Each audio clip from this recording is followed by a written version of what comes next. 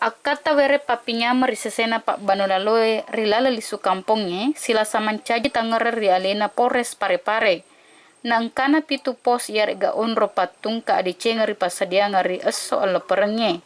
Nanya pitu onrongi ritu yana ritu opak pos pelayanan na telu pos pengamanan. Na po ada kepala Polres Parepare alena Alan Gerit Abbas Makdaye tungke pos yare ga onrong ijage ri 10 polisi. Nanya to si jumlah sini tomak jagai ri sini pos ipasadiangang yana ritu 220 na tau. Pole ri 110 kantor Polres, 30 tau pole ri Brimob, na epak pole ri TNI. Paimang lebih na pole ri kantor engkai asis sumpungan na ri pasalenge. Polres Parepare dalam rangka pengamanan arus mudik 2015 menyiapkan 7 pos pengamanan yang terdiri dari 4 pos pelayanan dan 3 pos pengamanan.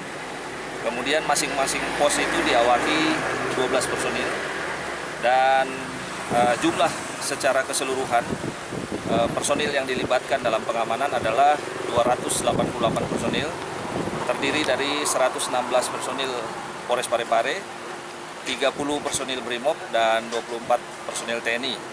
Sedangkan sisanya adalah personil-personil gabungan dari instansi terkait.